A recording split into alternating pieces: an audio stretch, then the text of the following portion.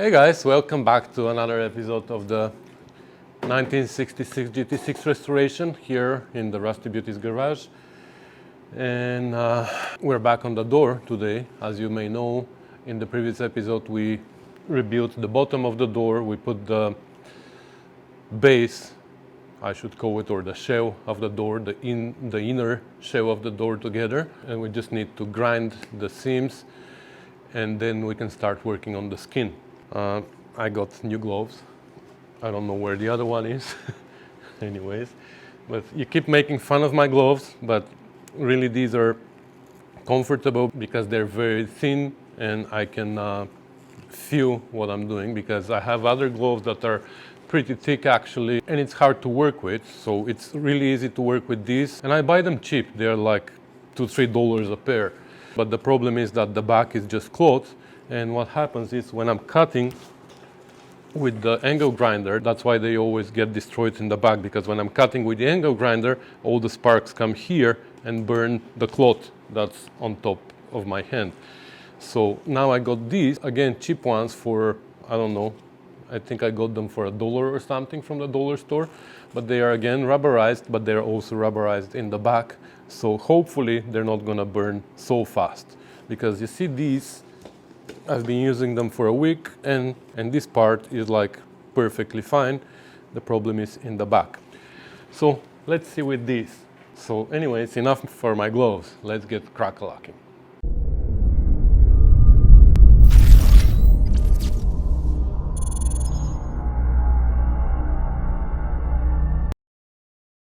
Right, it's the day after and I just finished grinding this. Doesn't look bad. I mean, it's not fantastic, but it doesn't look bad. As usual, all my welds require a little bit of body filler, but that's fine. So we have a complete shell now. Let's mount it on the car and see if we can make a skin for it. I have the feeling that this curved on me, but we'll see on the car. If we have too big of a gap on the bottom, which I'm pretty sure I will, we're gonna make a cut here and here where we join the flanges. We're gonna push it down and we're gonna weld it again, which is gonna act as a stretcher. We can also put it on the stretcher and stretch it, but the flange is bent more than 90 degrees, so it's not gonna fit on the stretcher. Maybe. Let me try.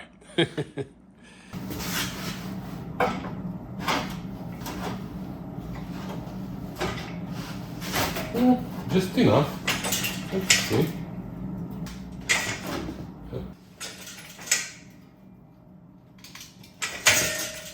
That actually worked.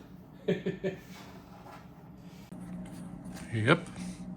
As expected, that was high, and even though we stretched it a little bit over there, it didn't help much. So I'm just gonna cut the flange here and here. I'm gonna push it down as it is on the car, and we're gonna tack it again, or we can even weld it, and that should help it become straight again.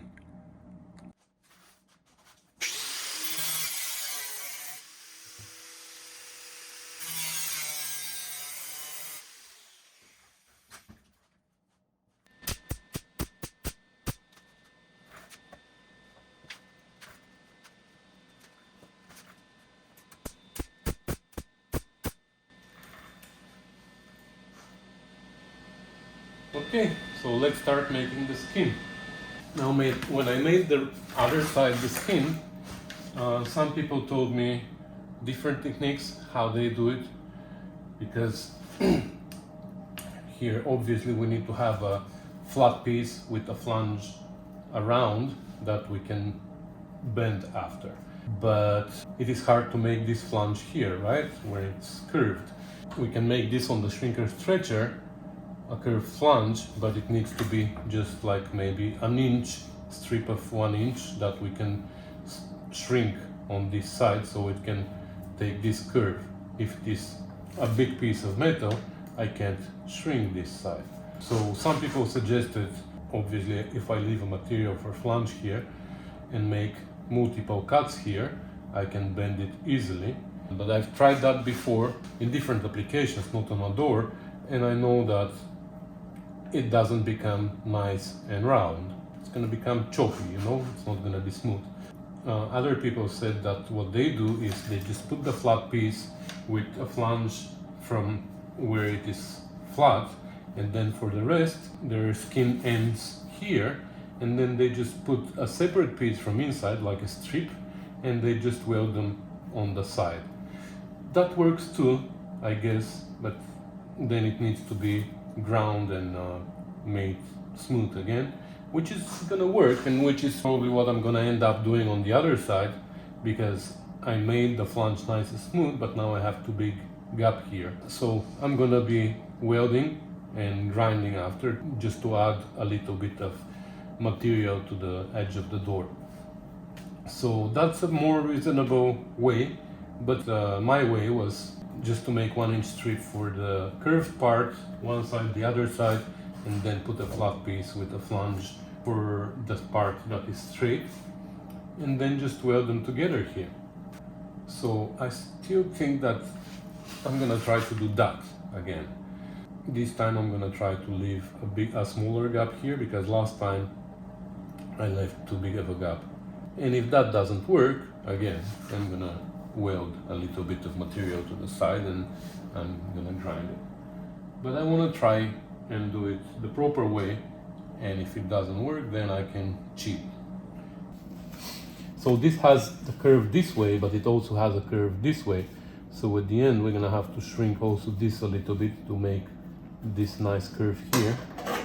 But let's first start making this curve. So we're gonna start shrinking somewhere here slowly to make it curve like this.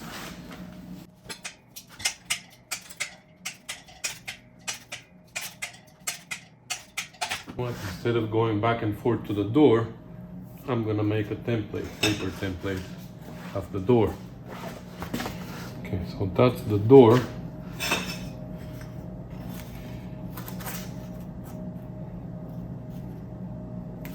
That's the top end, so that's from inside. Actually, let me cut it. Again, it's not Stella, but it's what it is. So that's where we have to start from, and we have to keep bending so this can fit inside here.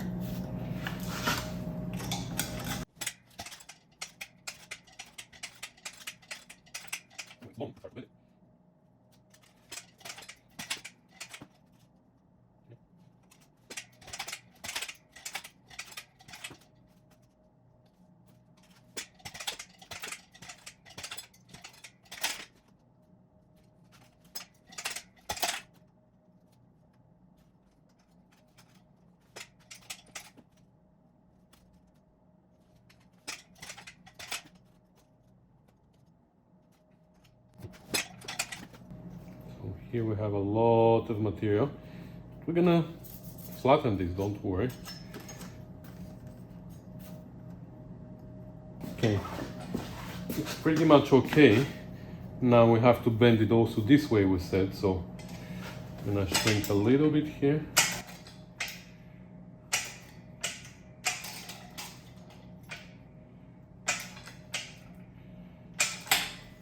That's it. Has very slight shape here. Okay. Ooh, nice. There's gonna be a little bit of fine tuning in the end, but first let's go maybe on the planishing hammer. I don't know if we're gonna be able to because of this flange, but let's try on the planishing hammer and see if we can shrink these wrinkles here to make it nice and smooth again before we continue, because while we're shrinking this, we might open this again a little bit and change the whole shape. So we're gonna have to do some fine tuning after we flatten this. Now here we shrunk it way too much and it overlapped itself, you see? I don't know if you can see it well. So that I'm gonna cut. We don't want to flatten this. So I'm gonna make a cut anyways, because it's gonna be easier to weld. I'm gonna make a cut like this and like this. Okay, let's see now.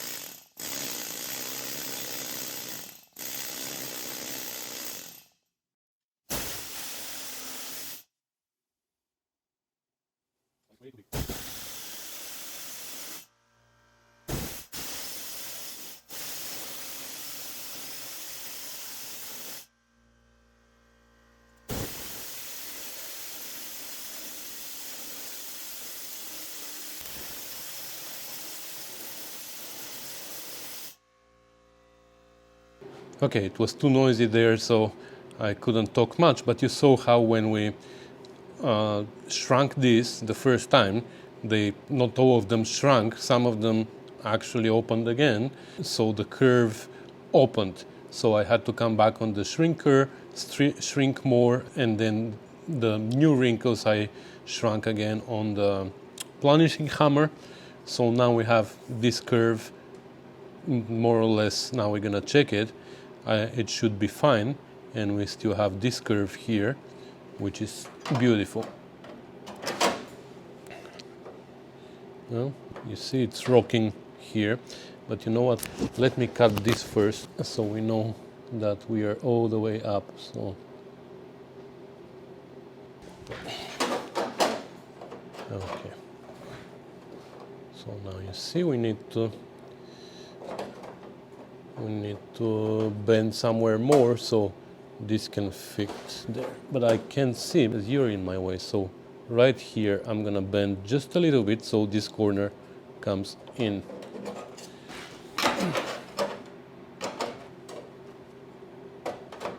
Is that good? Maybe a little bit more.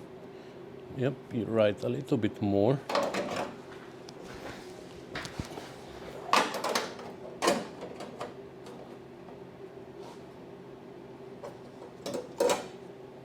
Okay.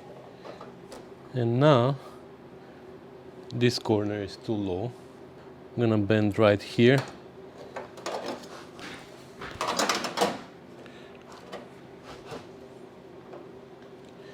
But you know what? I don't want to go that far. Yeah. I don't want to go that far because here for the straight part it's easy to make one flange from here to the other end, right? Yeah, I'm gonna cut it somewhere here because this is where the curve ends, you know? From here we know that it is a straight line because that's the seal. We can make our piece, our horizontal piece, we can make it short here, but here we can extend it and make a shape like this. Yeah, let's do that. So I'm just gonna cut it here and we're gonna call this done. Let's make the front one. Okay, I took a template of the front end too, so that's the front end of the door. So our flange needs to go like this. Okay, and that's exactly where our patch needs to end. So that's how it's gonna be. So we're gonna start shrinking here. Again.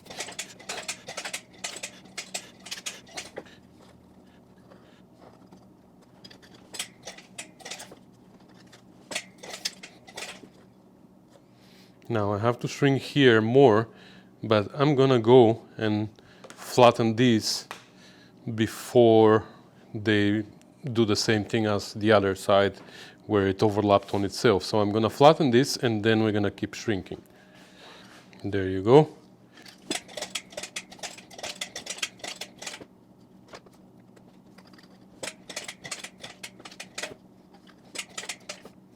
Just watching so they don't become like on the other side, they don't overlap. Okay, I'll go flatten a little bit more again.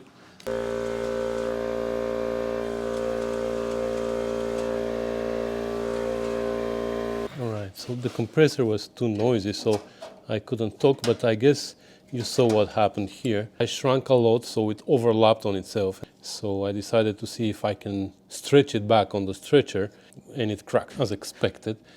So anyway, so I cut it like on the other side, and Now we are here, almost there. So now it's rocking in this way, so I'm gonna bend it a little bit here. Like this. Okay. I need to shorten the top end a little.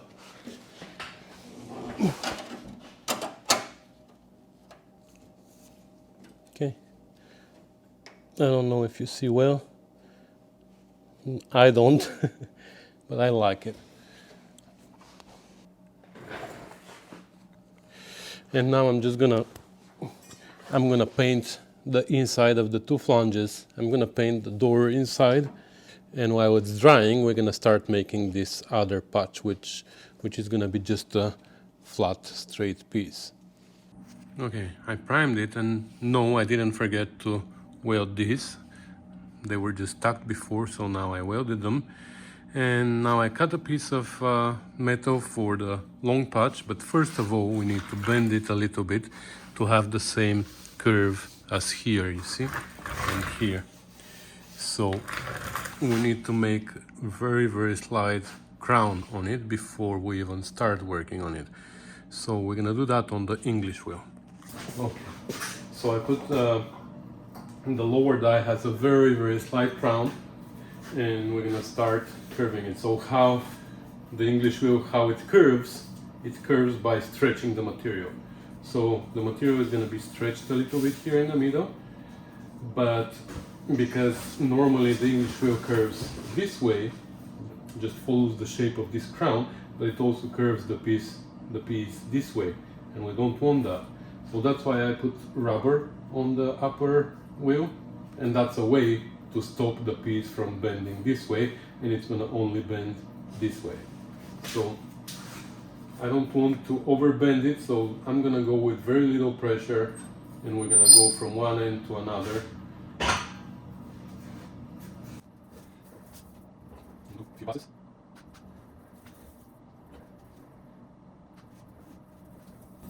Now, because the pressure is very little, and there's the rubber, probably it's gonna take forever, but honestly I'm afraid not to overbend it.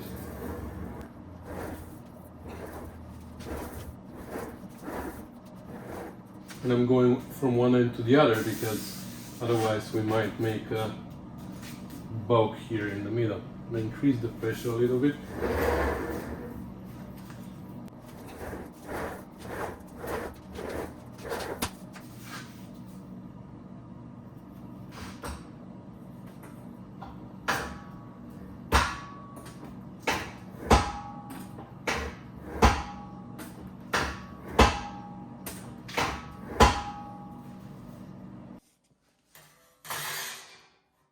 Okay, I don't know if you can see it very well, but it has a very little crown. That's exactly what we want. Now it curved also this way, but that's for this entire length is nothing. So now we're gonna bend the flange at the bottom, and that's gonna help it to stay straight, and then we're gonna look at it again. Maybe we can do a little bit more wheeling after that. Okay, so I bent a small flange. I bent it again more than 90 degrees because it's gonna be easier to hammer it down. And now you can see here the crown that we have here. If we take this, you see we have a little crown here. That's enough. So now I think I'm just gonna tack the two pieces, the front and the rear end that we just made. Go away. I'm just gonna put them there, tack them at the top, there and there, and hopefully the bottom is gonna stay where we want it, because I don't have a way to weld it or secure it in place. But I want to take the door out and fit the other piece outside of the car. It's gonna be easier. All right, so we are on the bench, and now we can fabricate our centerpiece here. I'm gonna cut this first before I forget.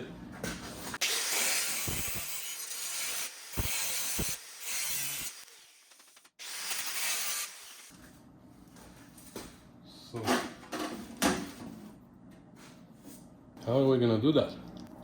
I'll tell you how. So I'm gonna mark where the other flanges meet.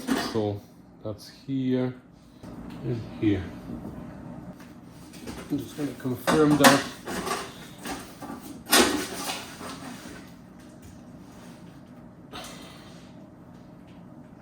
Yeah, okay. And then we're gonna just eyeball it. So here we have a little bit up. I'm gonna cut it a little bit. So here we have an inch, but here we're gonna go here.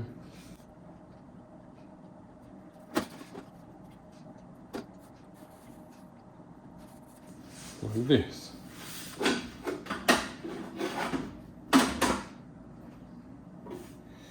Okay. And on this side,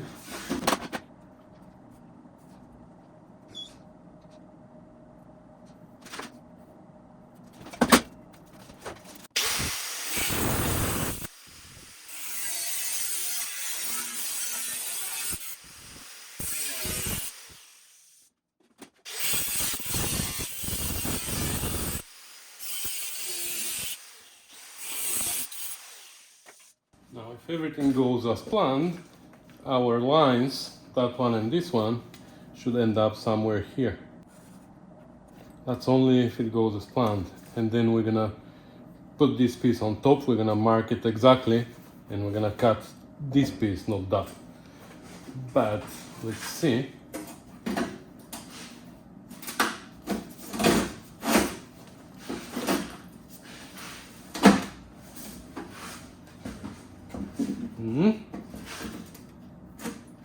Exactly what I thought. So now we're gonna make a precise mark here. And then on the other side the same.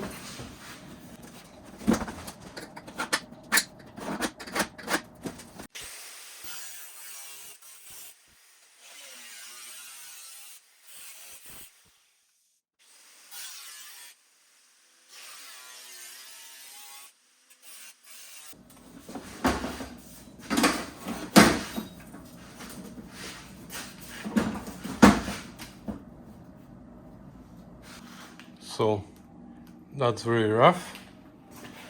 We're gonna refine it, but it is pretty darn close.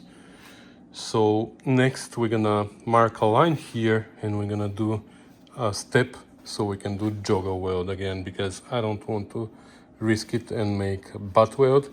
We're gonna do a jogger weld here, even though I don't like it. All right, so it's another day and let's see what we've done here. Looks nice. So now we have to refine this shape here. But first, before we do anything else, let's make the joggle maybe for here and shorten this flange so we can put it underneath.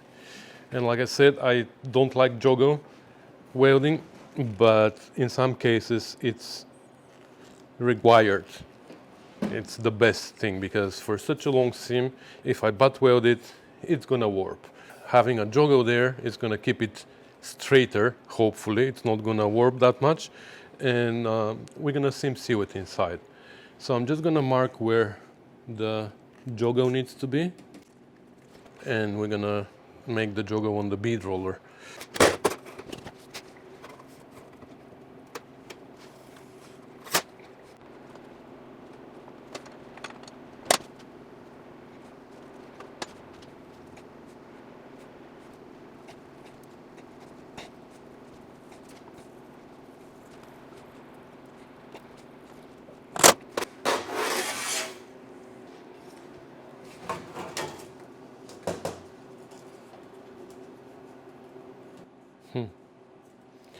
I'm gonna make one more run because I think it needs it.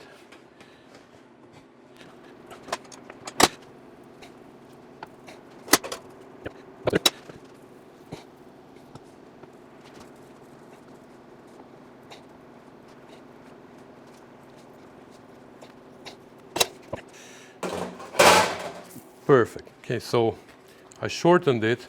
I made sure that there's no burr here in the back. That's very important because if there's burr from the cutting here, it's not gonna allow it to sit all the way in. So I cleaned that, and now let's see how it fits.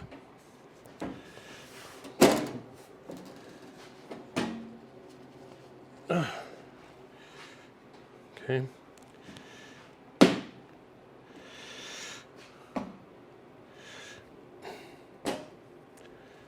Now here, if you remember, we said in the beginning the door is bulging a little bit.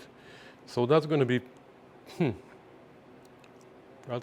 pain in the butt, because this means that this skin now is a little bit longer than this, because it's making, like, it's very, very small amount, but it is longer.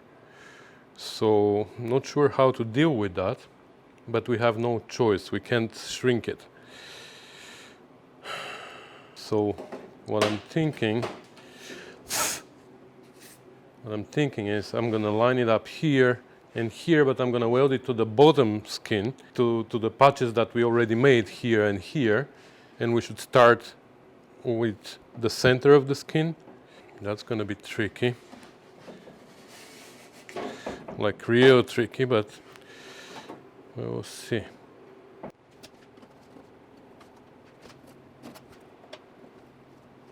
It looks like our patch also is not straight. Like, it's pretty straight here, but here it goes down. So let me make sure it is straight first.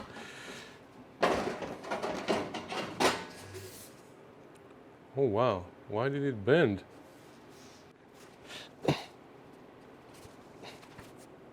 Okay, that's better. Okay, that's good. So I think we're gonna take the welder and we're gonna tack it first here at the bottom to make it look like one piece, and then maybe tack these here to make it look nice and smooth as one patch at the bottom, and then we're gonna deal with this line. But before anything, actually I'm forgetting something. Come on. I need to paint the back. Okay, it's painted now, so we can install it and we can actually tack it. I believe I can fly. Oh.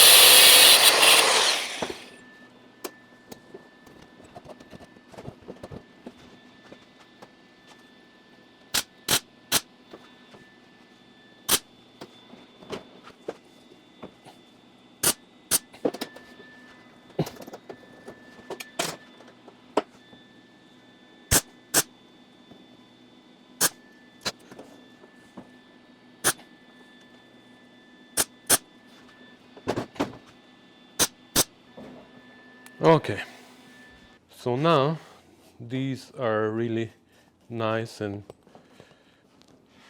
match each other. Okay, that's all the way down now. So let's see what's the situation here now. So our piece is sagging very little in the middle. Let me show you from here.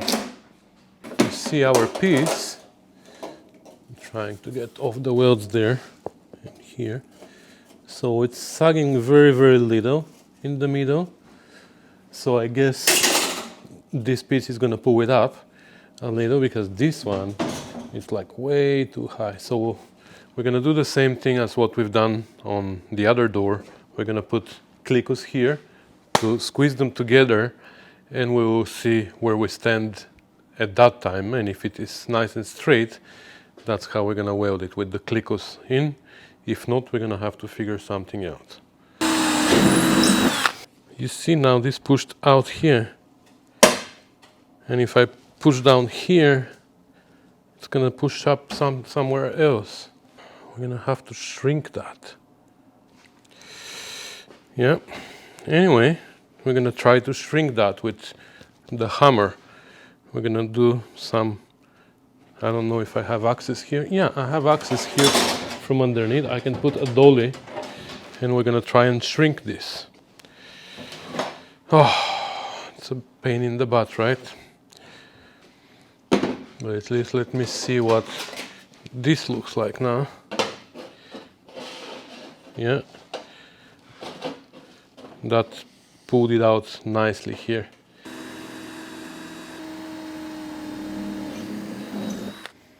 Yeah, and that's a lot. But no worries, we're gonna shrink it. Maybe even with a shrinking disc. You see here the door in this situation is not too bad. This is not too bad, just here. Okay, that's fine. I'm debating whether to tack it where I can.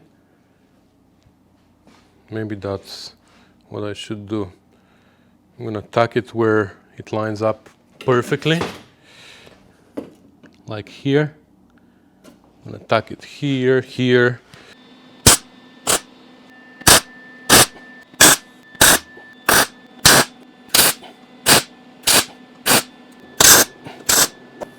Okay, we're still good.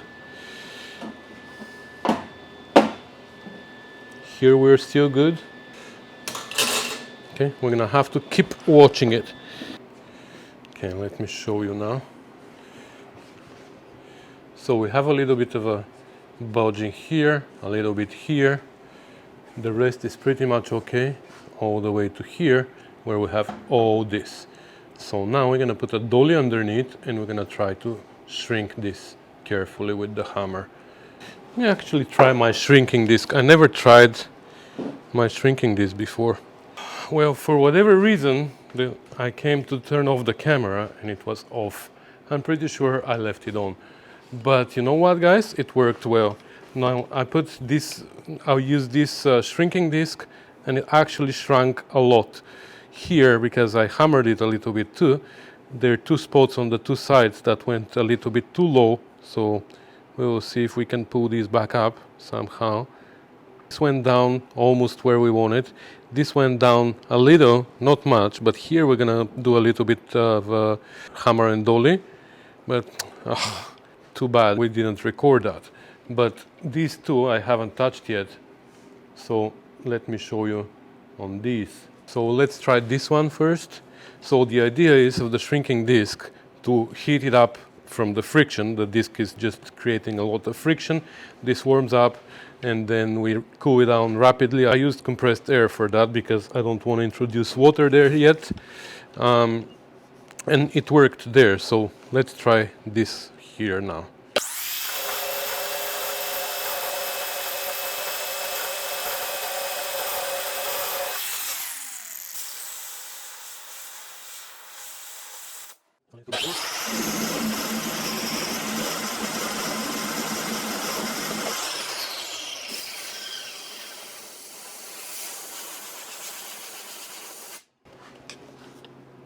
That looks good to me.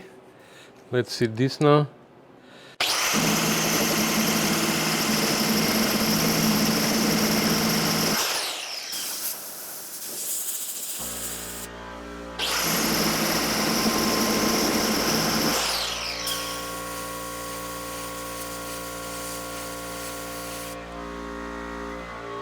So I'm gonna put this dolly underneath. And it's not very comfortable, but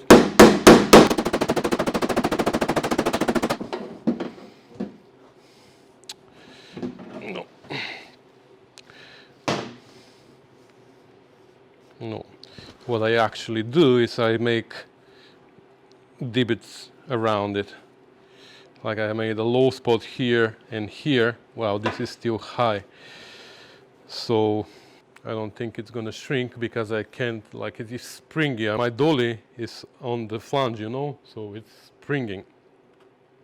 Anyway, what I'm gonna do is I'm gonna make a cut right on top of the high part. So then I will try to put something underneath to pull these two out. I wish I had a slapper. I'm just gonna make a cut here to just remove some metal because I can't shrink it more than that. Okay, now I need to find a way. You see this low spot and this low spot? I need to find a way to bring them back up.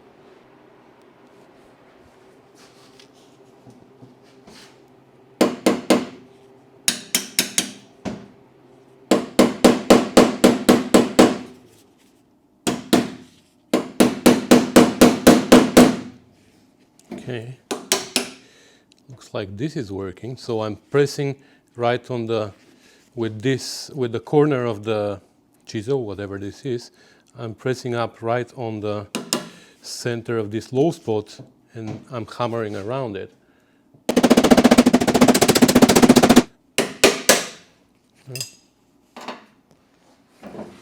I think that's not too bad.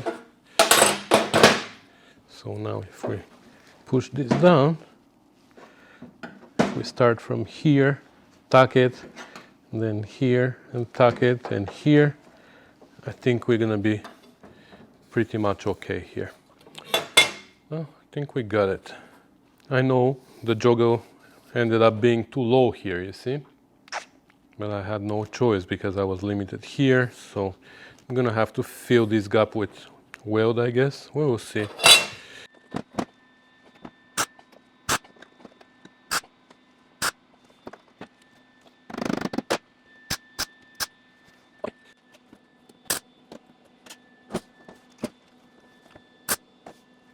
All right, so now I'm gonna go ahead and weld it.